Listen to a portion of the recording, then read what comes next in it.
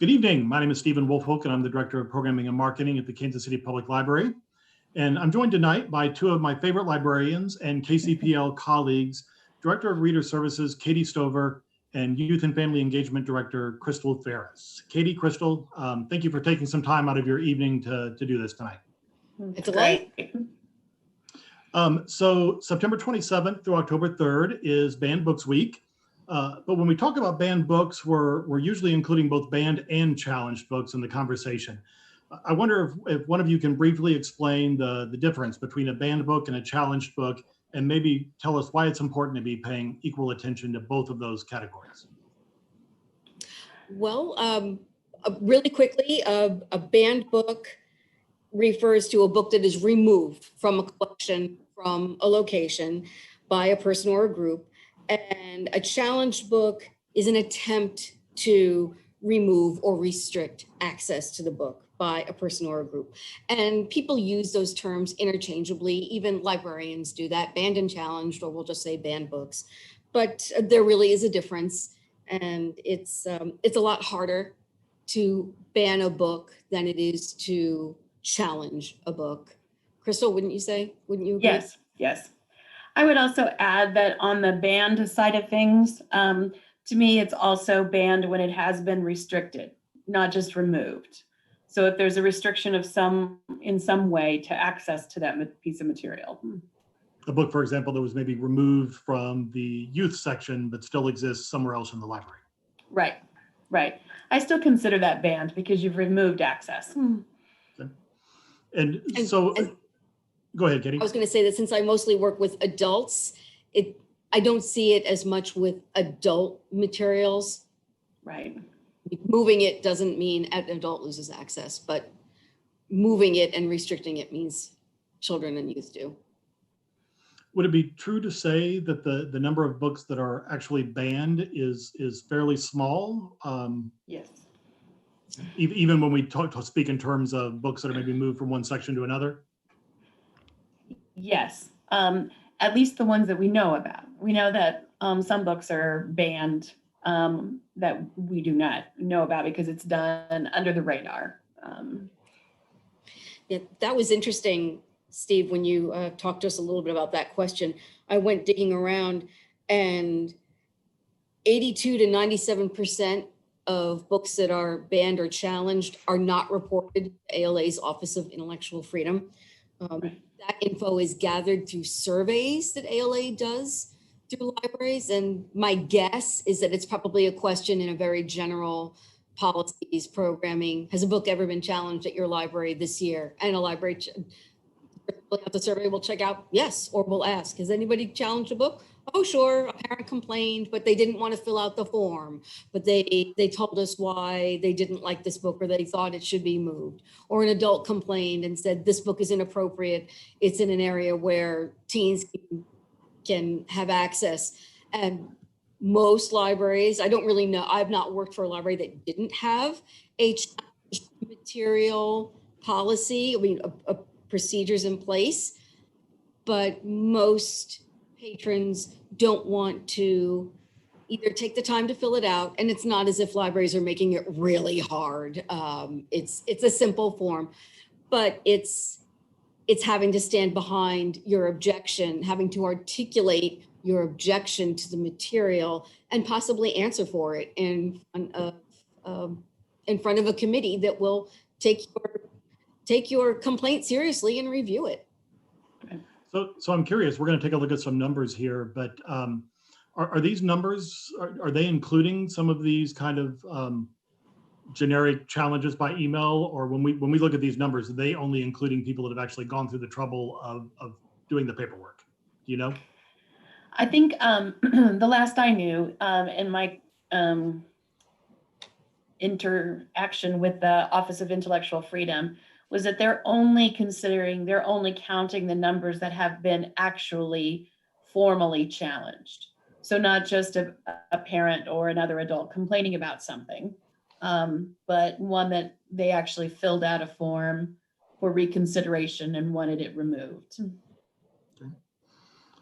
When I talk to people outside of the library about library world about this topic, there seems to be a general perception that this is something that just doesn't happen anymore.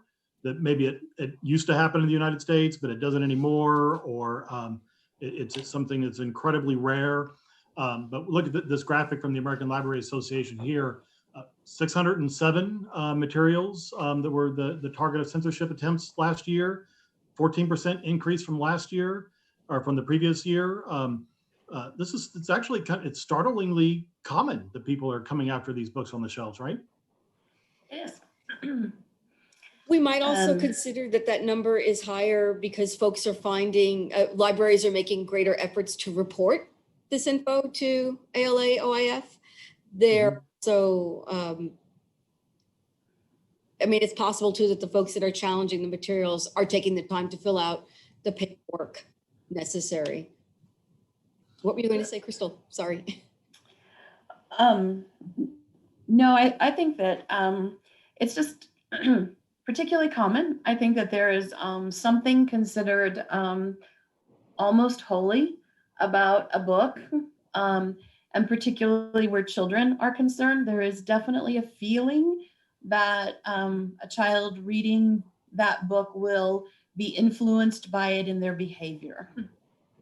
And there's a desire to protect other people's children from that. Mm-hmm.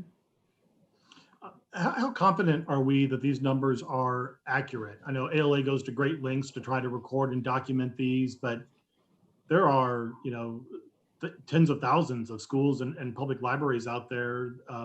Are we getting all of the challenges recorded? No.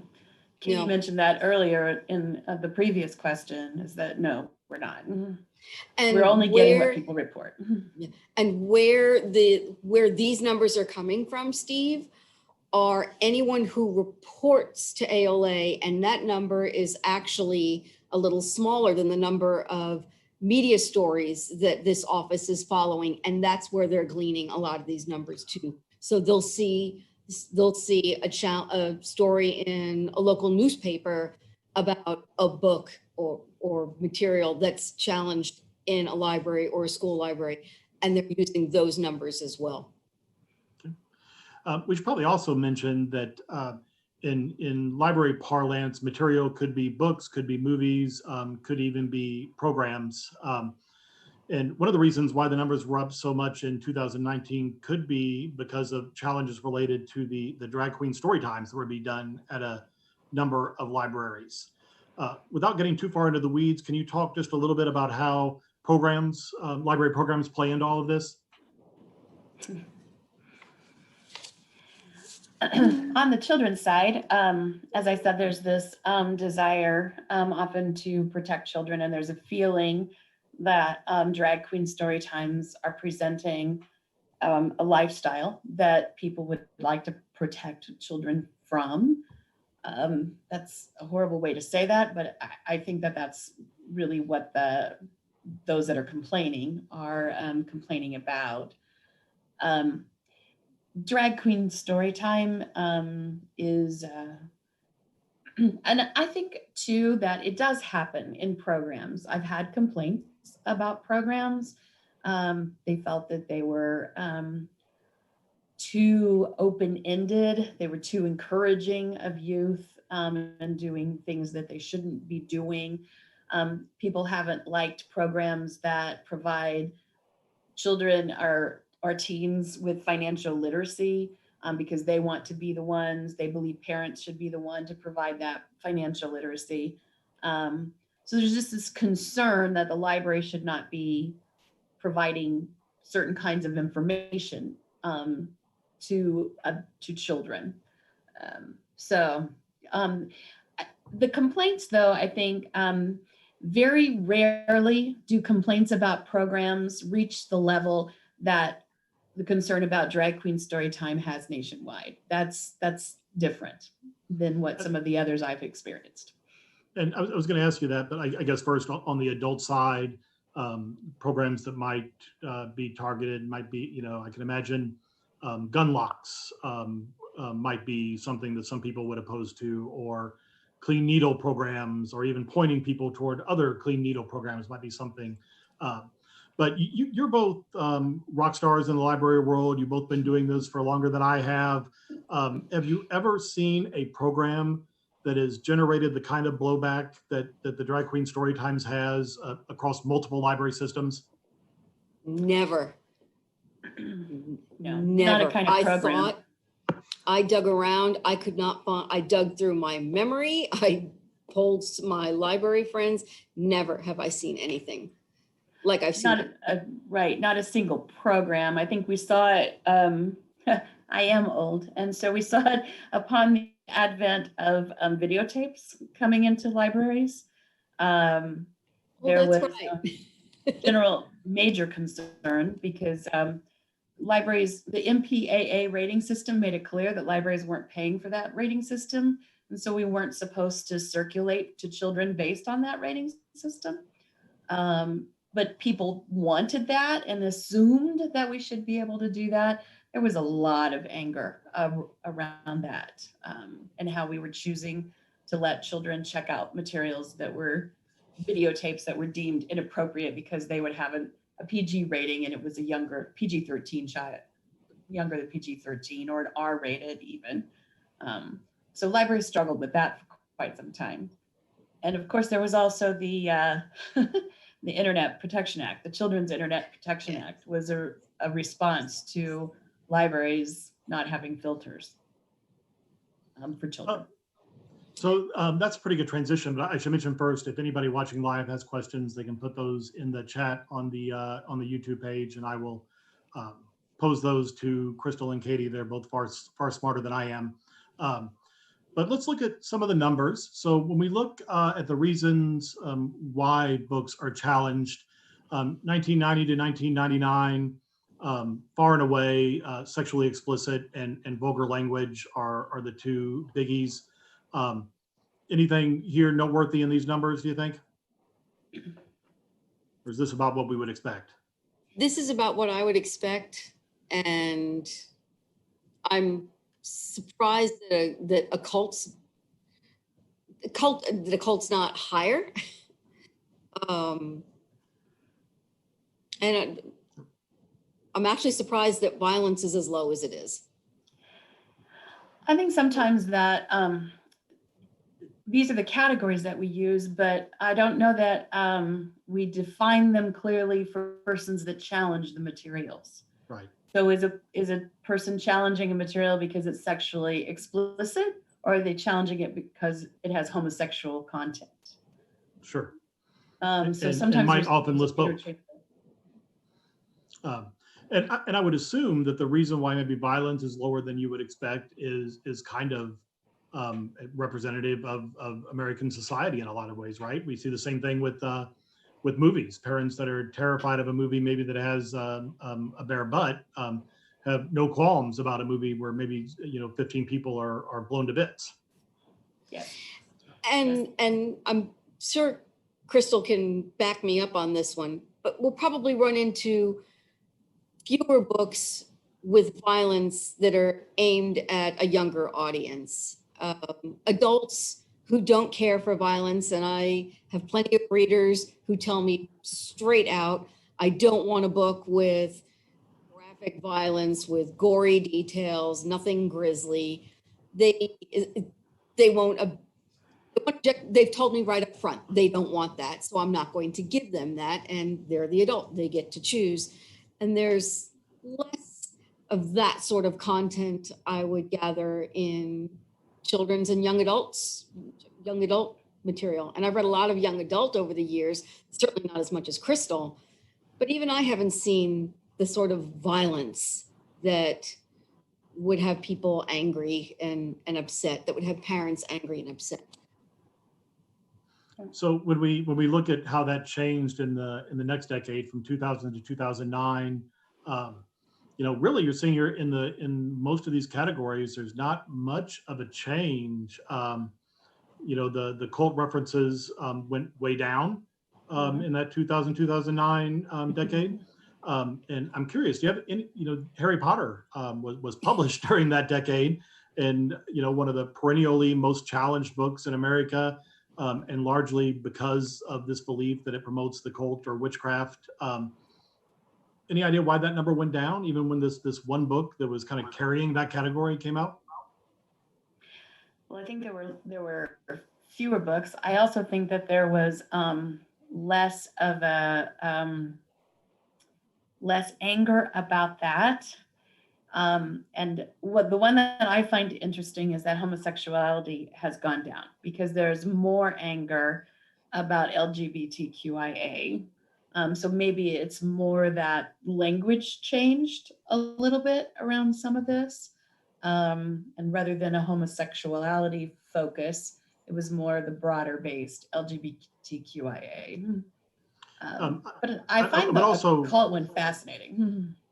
I would point people to that as well, and I would mention two things here. One, we're using the terminology that was used by the American Library Association at the time, so you're going to see that switch later on to LGBTQ plus. But it's also kind of interesting because here we see from 1990 to 1999, and then 2000 to 2009, those dropped. But then in recent years, they really skyrocketed, and we'll talk a little bit more about that in just a minute.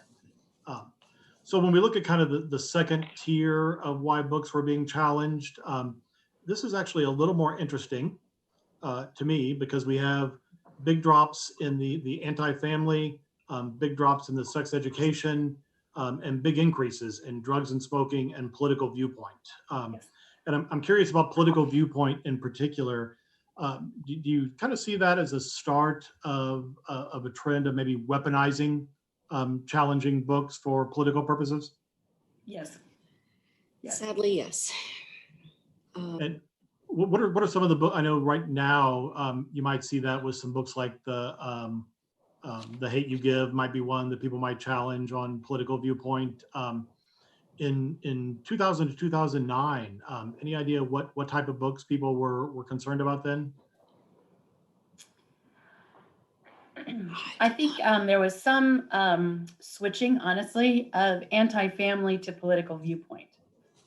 So this feeling that pushing an agenda of, quote unquote, pushing an agenda of family makeup being different than the mythical husband, wife, and 1.9 children or whatever, became more of a political viewpoint.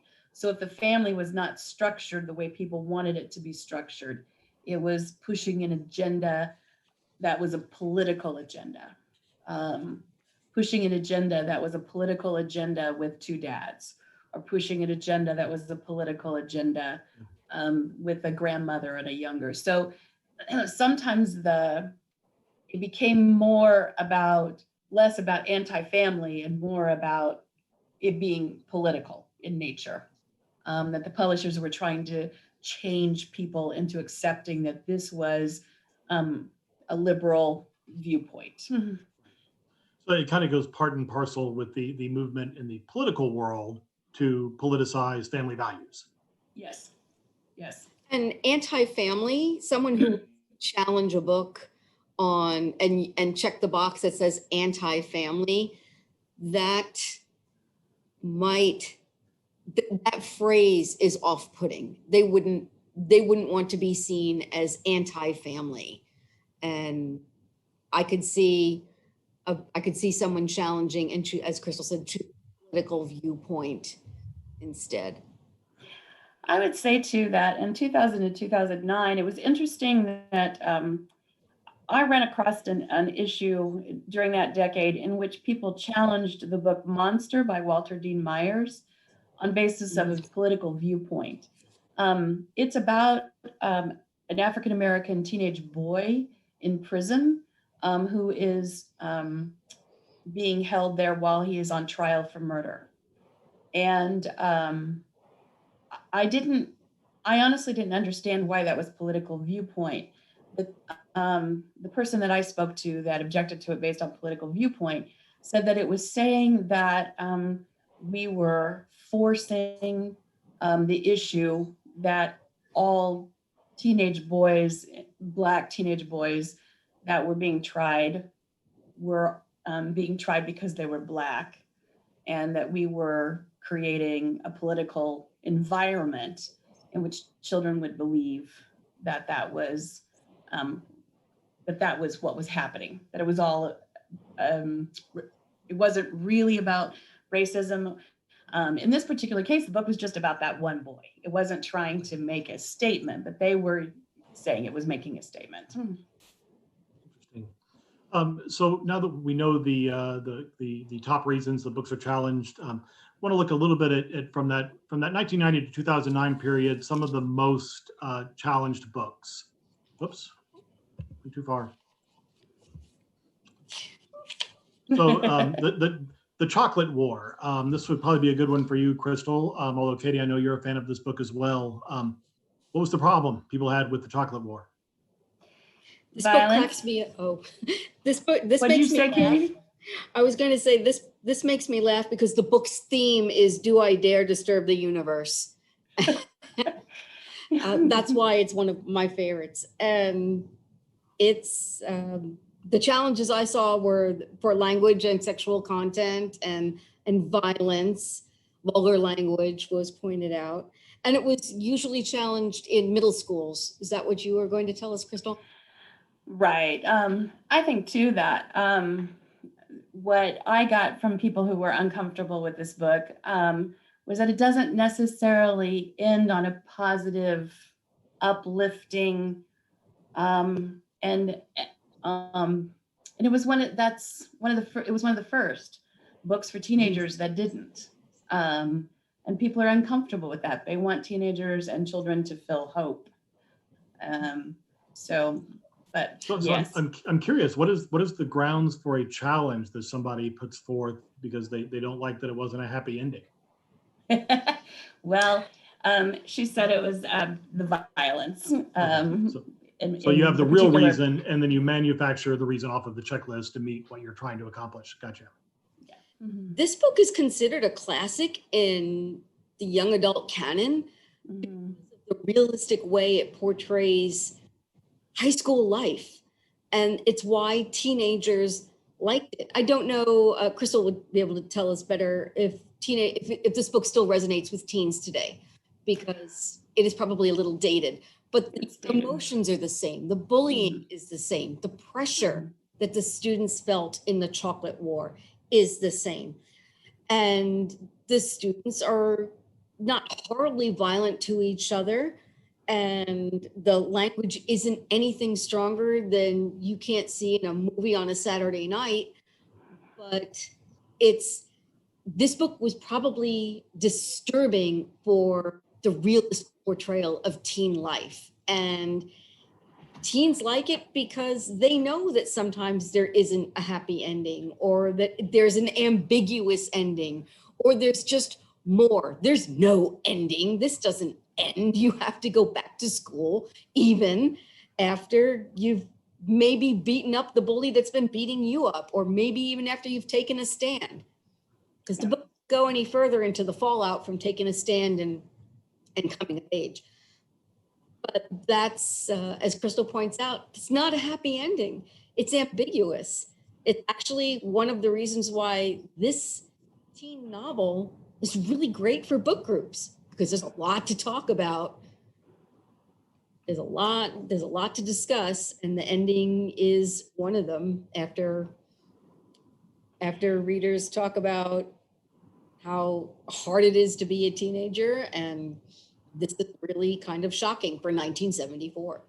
Yeah, so you all are doing one of the things that I really hope that this program would do, because here we are talking about a book that people have over the course of two decades actively tried to stop people from reading. And the way you all are talking about this book, I think it's going to make people want to read it. So it's a speedy read. It's character driven. It's got a wonderful plot. And if you're wondering what Chocolate War is, it's about high school students selling candy bars. They're fundraising. Yeah. Don't watch the movie though. Don't watch the movie. No. They changed the ending. Good readers can get through this book in the time it would take you to watch a bad movie. Pick up the book. So you mentioned that this book was often challenged in middle schools, and one of the categories that I didn't put up there earlier, because it's always accompanied by one of these other categories, is that the book is inappropriate for the age level. And I would assume that that's fairly common with books that are written about high school kids, that maybe somebody would think that middle school kids shouldn't be reading that. Is that something we see often? Yes. Or that Even if it's not necessarily go to the negative library. content, they just don't want their kids growing up too fast. Right, right. And yet, Crystal, we run into middle school readers who are reading up here, who are, I mean, especially the middle school students who are readers. They've already gone through all the material that's age appropriate or about being in middle school. And now they're looking for a challenge. They're looking for a little more depth, a little more character, maybe even want to look a little bit into their own future. What is high school going to be like? So I'll read some books that are set in a high school, and maybe they just want to set themselves up. They just want to learn.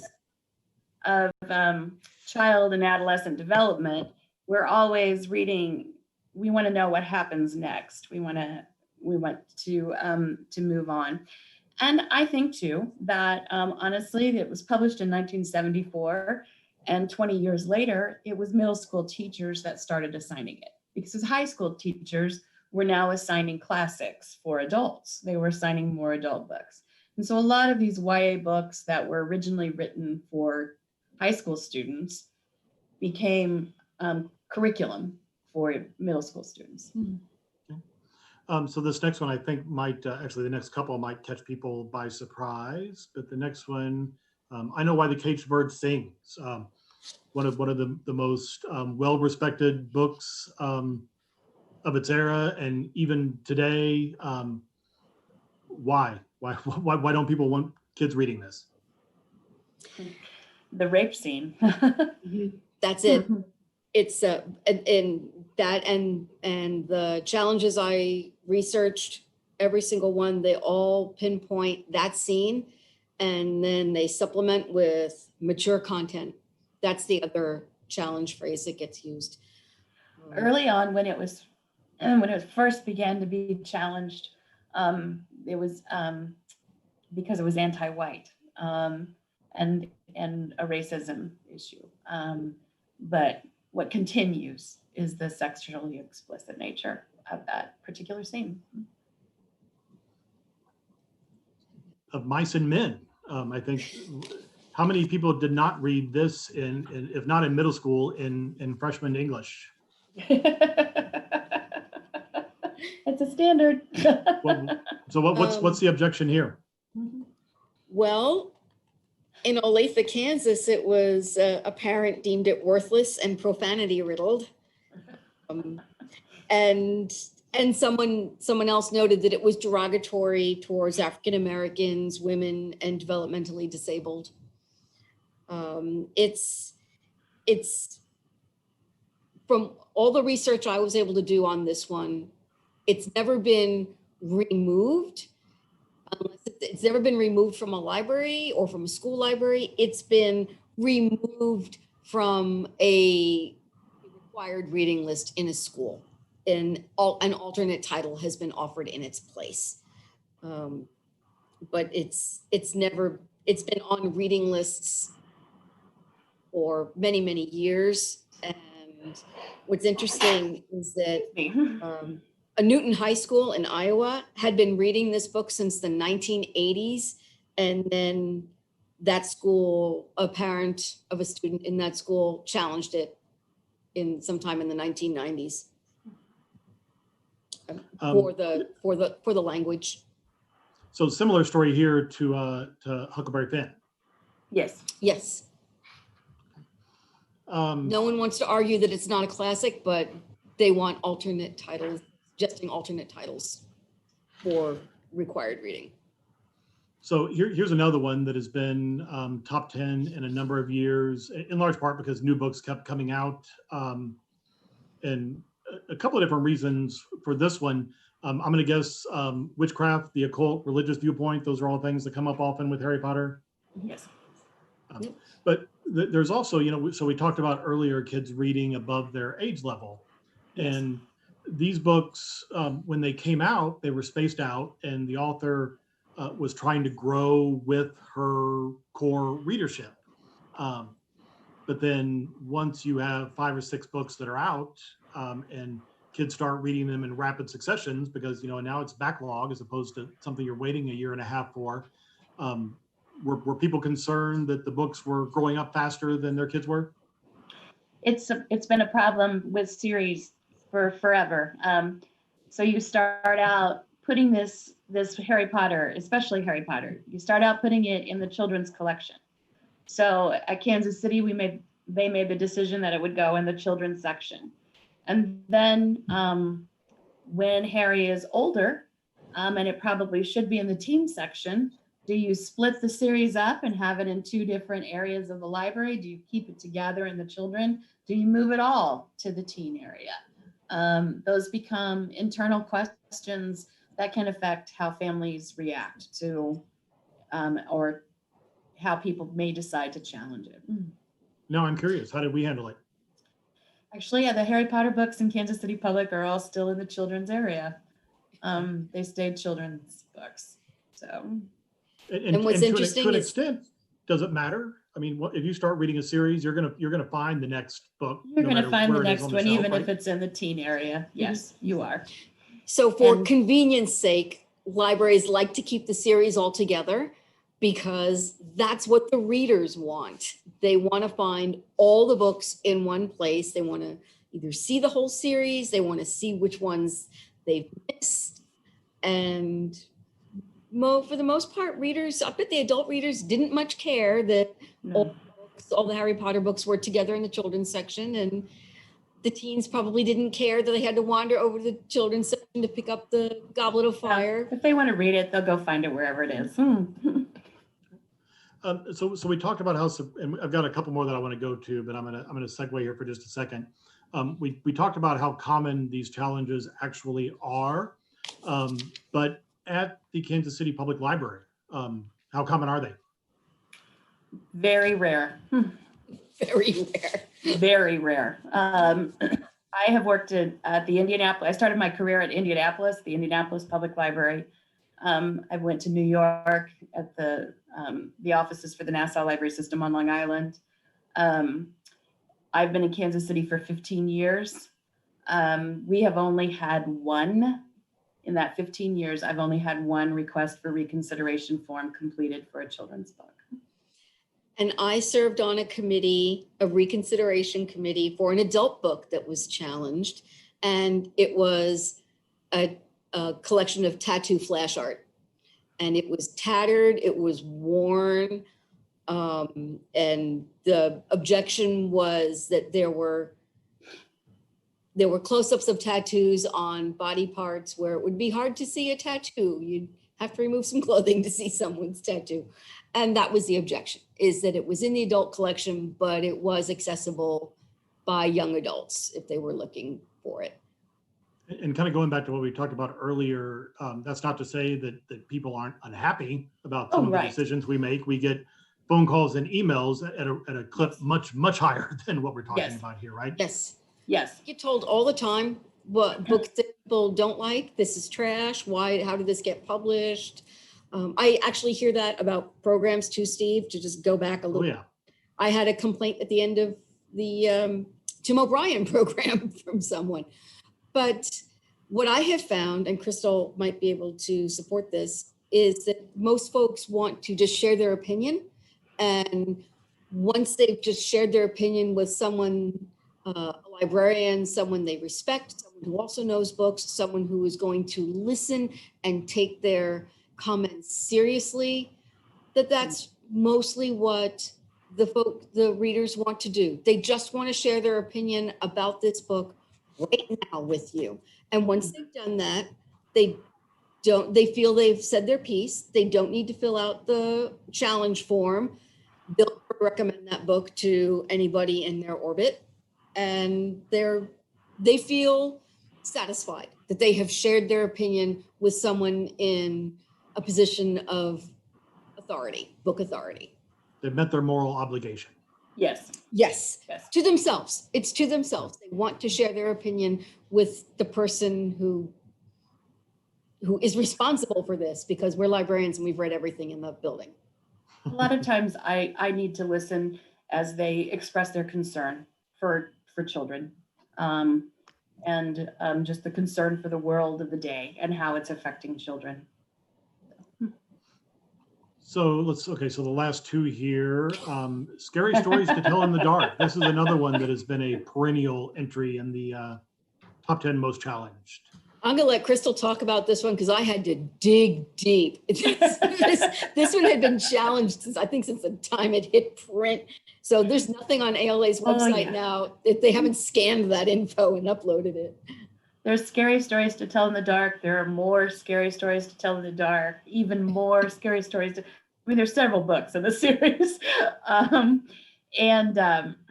Most of the time, the concern is the violence, the language. And I don't believe it's actually the violence or the language of the story itself. I think it's primarily the illustrations that bother people. And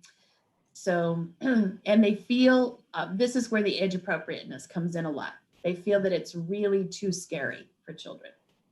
This is classic horror and it's done well. So the art adds to this, the sense of horror, the tension and the atmosphere, which is really creepy. But horror is also one of those genres that teenagers adore. And sometimes they read out of it, they grow out of it, and sometimes they don't. But Crystal, do you know any teen that didn't go through a horror phase? Oh, heavens no. Or any child, really. And these stories are actually folklore that have been retold a little bit. I remember being a kid and sitting outside telling the creepiest possible story we could tell each other in the dark, just to scare each other to death. So that's what this is. This is actually in the children's collection in most libraries, because and that may be why it creates a challenge, this concern that it's too scary for children. So this last one we'll look at, I know this is one of your favorites, Crystal. I love this book. In this particular one, of course, it's the homosexuality, it's a picture book. For those of you that don't know, I feel like it's a book just about everyone has heard of. And it's based on an actual fact. 2 male penguins at the Central Park Zoo bonded with each other. And a zookeeper gave them a fertilized egg to raise. So they raised a baby penguin. The illustrations, Henry Cole is a fabulous illustrator, done numerous children's books. The illustrations are just delightful. But you can tell from that picture that when some families realize that is 2 male penguins, they get very upset. There is a sense too in which this one has been objected to for political viewpoint, because we're normalizing this lifestyle, even if it is penguins who actually did this. And I wonder further, are they really even normalizing a lifestyle here? There's not, there's obviously no sexual content. There's no indication that there's a emotional relationship between the two penguins. They're friends. When we talked about this a couple of days ago, I equated this to it's My Two Dads set in the animal world. Yes, exactly. It is. And in fact, it's even less pointed than the book My Two Dads. It's Daddy's Roommate than that particular book that was so challenged everywhere. It really is just a story of 2 male penguins who raised a chick. It's a picture book documentary. Yeah, it is. Everything I found about this book revealed that it was, it would get challenged a great deal, but it was, I don't think I ever found a library that removed it or even restricted it. And most of the moves would happen, the book would go from picture book fiction to picture book nonfiction. So There were some libraries in the beginning, when it was first published. There were some libraries that did restrict access to a parent's shelf of some kind in the picture book area. So this is a really neat graphic from our friends at the American Library Association. So this shows us, this is specifically for 2019, kind of a graphic representation of why books, the grounds on which books were challenged in the last year. And this goes back to what I was saying earlier, that it was interesting that we saw in those 2 decades, 90 to 99, and then 2000 to 2009, the LGBT titles as being challenged dropped. But now we can see here, we're not quite to the end of this decade, and it is the #1 biggest reason why books are being challenged. Anything here surprise you or noteworthy in terms of reasons this year that we're seeing? Political viewpoint also skyrocketing this year compared to past years? I'm actually surprised that pornographic is so small and that it's smaller than radical Islam. And both of those are smaller than leftist propaganda. And I am just now about to crack up that grammatically incorrect is in this word cloud. Captain Underpants, right? Crystal, wasn't that Captain Underpants wasn't grammatically incorrect? One of the common reasons that people Yes, Captain Underpants gets it all. people get very upset by Captain Underpants. I think that anti-police is a new area, and it's fairly large. I don't believe that it was in previous for a long time. There early on, when police were occasionally depicted as pigs in children's picture books, that would be objected. But this anti-police now is the different a different feel. What's interesting it is to me interesting about that hasn't grown. That jumped in as one of the top 10, 15 reasons. Yes.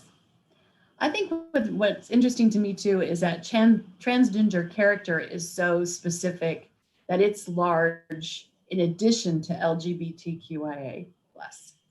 And gender dysphoria as well. And gender dysphoria, yes. I think those two areas are particularly pointed these days in challenges. We see fake news and inaccurate in this word cloud, and those are, inaccurate probably isn't new. It's probably newish. Fake news is definitely one of the newer terms. And graphic illustrations, that one's grown a great deal because of the increase in publication of graphic novels.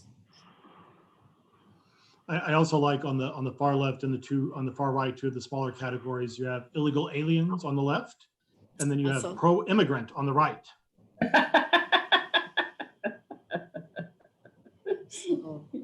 So here are our top 10 from 2019. These are the books that were most commonly challenged last year. And a few things I find interesting here, but the first thing I want to ask you about, it kind of goes part and parcel with what we've been discussing, but 8 of the 10 in the top 10 were all challenged based on LGBTQIA+ content. Yes. I didn't find any other years where 8 of the top 10 were challenged on that basis. What's going on? Why all of a sudden, even last year it was only, I think, 6 of the top 10. Why is this skyrocketing?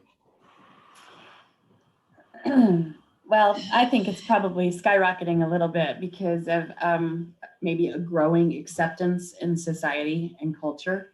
And those that hold an opinion that this is not appropriate content for child are getting increasingly militant about fighting back against that growing acceptance.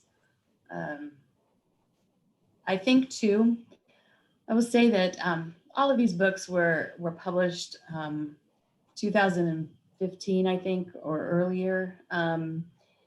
But in my 30 years as a children's librarian, it has only been within the last 5 to 10 years that I have seen a growing number of books in which the main character is LGBTQIA and nothing bad happens to them. When I first became a children's librarian 30 years ago, if a main character in a YA novel was LGBTQIA, they would die, or they would get really sick, or they would move and their love would never see them ever again. So there's these books are more celebratory, more you are who you are, and who you are is important. So I think the growing concern is this pushback against that being accepted. Years ago, my wife had a colleague who was a pretty devout religious person, was not at all supportive of the gay rights movement, was a big fan of Will and Grace. When she thought that it was just the supporting character who was more overt in his sexuality, that he was the gay one. When she learned that the main character was also a gay character, lost complete interest in the show. So you think that sort of thing is also happening with, as long as it's relegated to secondary status, we can accept a role player, so to speak? Right. In most of these, in George, George is the main character's given name. Melissa is the main character's choice of name. And it's written and shelved in the children's section. It's a children's novel. So I think those are, especially the transgender and the gender identity seems to be particularly of concern. The Handmaid's Tale is interesting to me because that's a book that's been on library shelves for ever. And it's just out of nowhere being challenged. And I presume that's because the what is it, Hulu that has the TV show, is that right? Or It's somebody has a TV show, is that driven interest and made people all of a sudden question the book? It's not just the TV show, it's the fact that there are women showing up at protests. So this is an example of one of those books that's being challenged for vulgarity and social overtone and sexual overtones. But this is a nice example, I would think, of a, what was I saying earlier? Social, political grounds, that this is a book that's being challenged on political grounds because young women have adopted the guise of The Handmaid's Tale and shown up at protests in courthouses and in political arenas dressed that way. So that's part of it. I saw Handmaid's Tale show up on several lists early in the 2000s, as far back as I could go, with the ALA, Office of Intellectual Freedom's field reports. But I'm a little surprised to see it show up this year. I know it was pretty radical read when it was first published. I could see people getting a little upset about this dystopian book, and then Margaret Atwood saying in an interview, "This is not science fiction. I can back up everything in this book. It's happened somewhere on this planet." And that's disturbing to a lot of people when you see all this converge. So I'm a little surprised to see this adult book, except that it is one that's probably had a lot of, it's been in the news for the last 4 years, and not just because of the TV show. And it gets some complaints, yes, about being misogynist, right? So Yes. this is a book that maybe we can celebrate the fact that the left and the right are coming together and both finding a book that they can agree to dislike. See, books bring people together. They help common ground. And this is how we have those conversations. We There you read go. the book and then we come together for the tough conversation. And when it gets crazy, we just bring it back to the book because that's our common ground. That's your starting point. And then 9 and 10, we talked about both of these individually, but there are hundreds of thousands of books that are published every year. And these are two titles, Harry Potter and Tango Makes Three, that have been on the top 10 year after year after year since, in the case of Tango Makes Three, since 2005, and Harry Potter since 1996, 97. Why is it always these books? Why are not other books coming in? There's got to be other books that are just as objectionable, right? Right. I think part of it is popularity. Everybody knows Harry Potter. And with children's books, there's always a new crop of children reading the book and a new crop of adult family members being upset by something in the book. Also, I think the longer that the book is out, the more likely a group is to get a hold of it being bad for children. And then they keep it on their list and tell their families that this is bad. I think too that it's the fact that some of these books make suggested reading lists in schools, and that's where parents get their eyes on them. Read the reading lists that are maybe they're the summer reading lists or they're suggested reading lists. Maybe they're even the required reading lists, but those go home with the students and the parents who are paying close attention to what their students are working on in school. That draws their attention. And then that's when we start to see a lot of challenges, especially to some of these classics. The belief that if a book is in a curriculum, then it's a must for a student. There are so many parents out there who think that if the school deems this book is part of the student's education, but they don't like it, that they feel a little conflicted because the school is saying you need this book and in order to pass the test, get into the colleges, but they don't like this book. And that's why a lot of these books probably come to parents' attention. Is it pretty common that books maybe people don't object to a book being on the shelf, but just object to it being mandatory reading? Yes, it's very Yes. common. And Okay for it to not stay on just the shelf. mandatory, but suggested reading. So supplemental reading, suggested summer reading, that kind of thing. That's very common.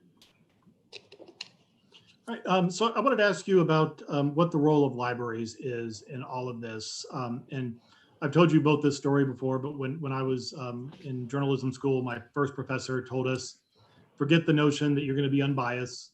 Try to be as unbiased as you can, but you're going to show that bias the minute you decide what story to run and what story not to, what you put in the lead and what you put at the end. There's a similar principle in play here for librarians, right? Oh, yeah. Yes, Oh, yeah. It's been one of the big topics in Reader's Advisory the last 18 months. Like you, Steve, the journalist, we try very hard not to let that happen. We try so hard. I'm going to hope that it helps that we're aware of our bias and that we work against it when we recognize it. I know that it's easy to display your bias in a display, a book display we put up in the middle of the library, or a book list that we curate and post on the library's website. And even in Reader's Advisory, if someone asks me for a list of 10 books I think they would like, I'm far more conscious now that I offer up a diverse list. There's always an envelope pushing book I put on the list just to pique someone's interest, but that's where challenges come for some librarians. It's just not being aware of their own bias and then making efforts to work against that, to combat that. I'm curious, even beyond bias. So if somebody challenges a book and wants it taken off the shelf, how is that different from if we decide just from the get-go that we're, for whatever reason, not going to put that book on the shelf?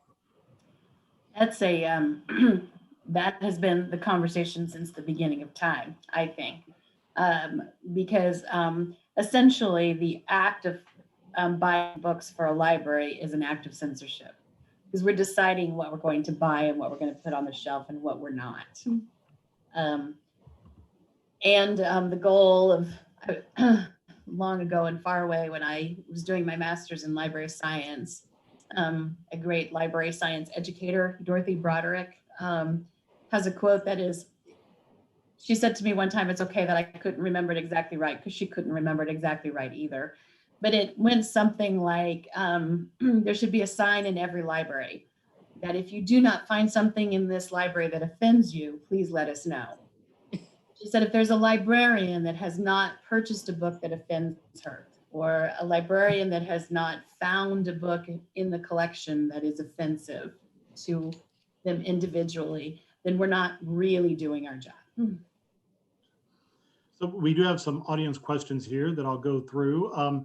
Is there a concern that book banning could factor into the proposed pro-American curriculum?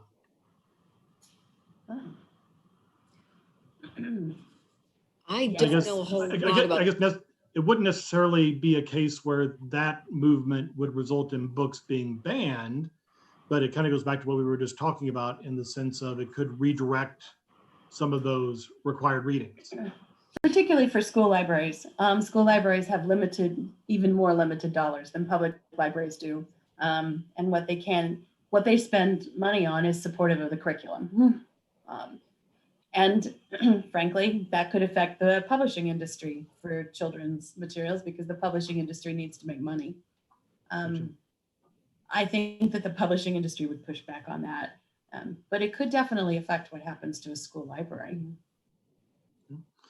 This is a good one. How much of a problem is it with people simply stealing or destroying materials rather than lodging an official challenge? That is a good question. Would you like to hear the top 5 stolen books at my first library job? Yes, and I would be curious though to know, are they being stolen because they don't want other people to read them, or are they being stolen because they want the book? Beats me. I would love to know. So number 1 at my first library job, the Anarchist Cookbook. And I tried everything to keep that book from walking out, because I worked in a small library. So I had no objection to the material, but every time it was stolen, I got angry, because there went a chunk of my collection development dollars to replace it. That adds up if you're going to steal the Anarchist Cookbook 5 times in a single year. For some reason, I could not keep the Elfstones of Shannara by Terry Brooks on the shelf. And Stephen R. Donaldson's books were constantly walking off.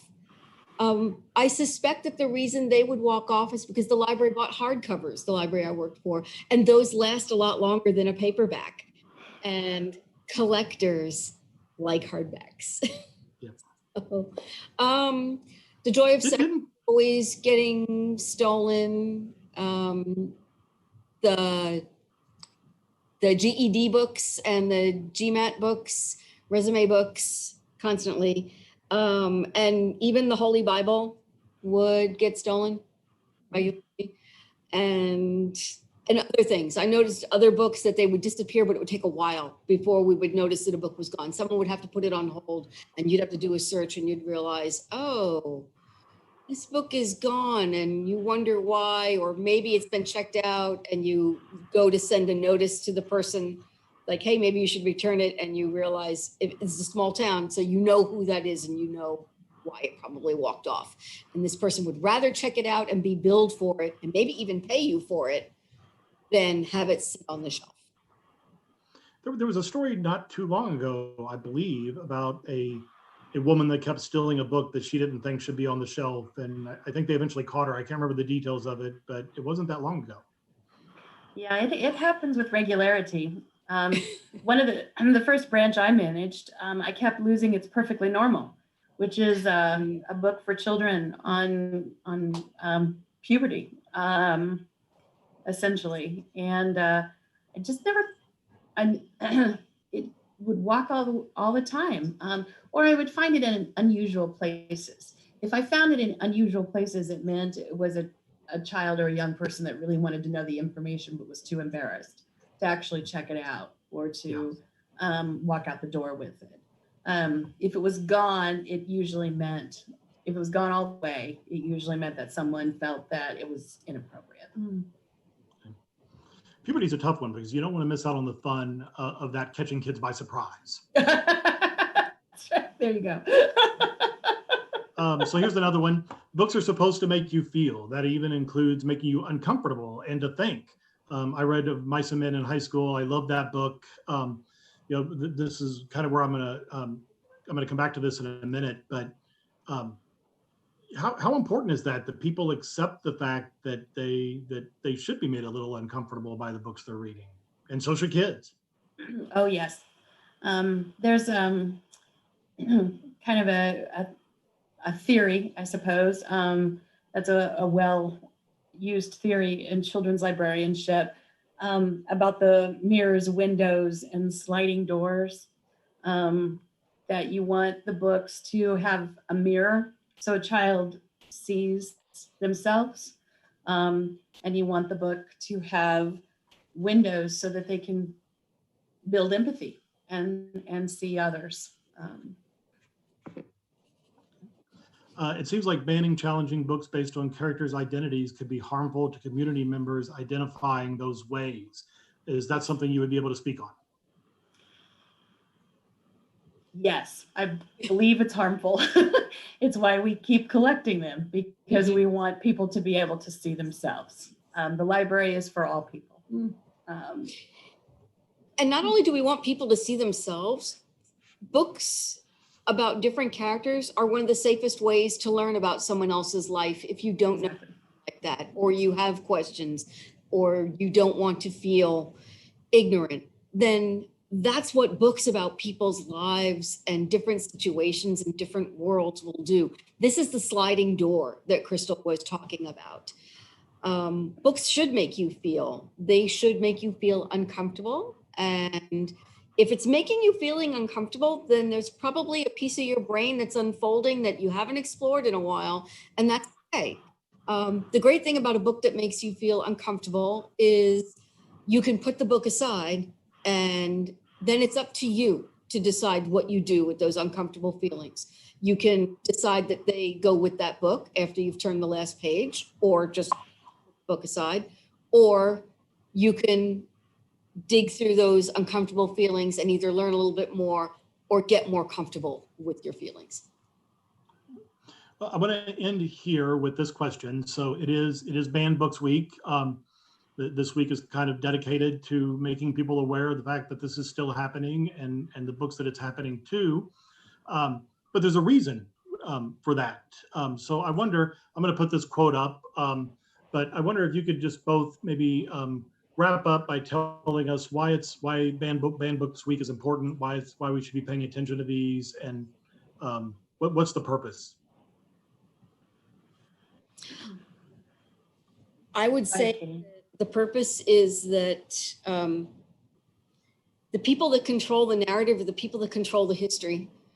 So it's important that we keep as many stories available, accessible, and on the shelves, because that's how we move forward as a society, is learning everyone's story. I think too, I would totally agree with that. And I think too that every time a book is banned, every time a book is challenged and that challenge is successful in some way, shape, or form, that story is silenced. Every time a voice is silenced, we lose something as a society. And I also think that every time a voice is silenced, there's more likelihood that our own voices will be silenced. And it's just so very important to me as a librarian and a believer in intellectual freedom that we need to raise this understanding of censorship and challenges and banning to have those hard conversations. because there isn't an easy answer sometimes when a parent tells me that a book is inappropriate for a child, because it may be inappropriate for a single child, but it may not be inappropriate for another child. But those hard conversations are important. They're important for our growth. They're important for a child's growth, and they're important for our growth as an adult. And in fact, I would add that a book that might be inappropriate for one child may well save the life of another child.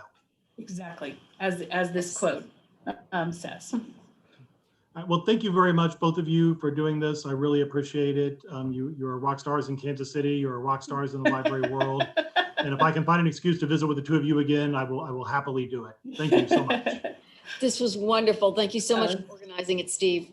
All right. It was Good good night, to everybody. do this. Thank you.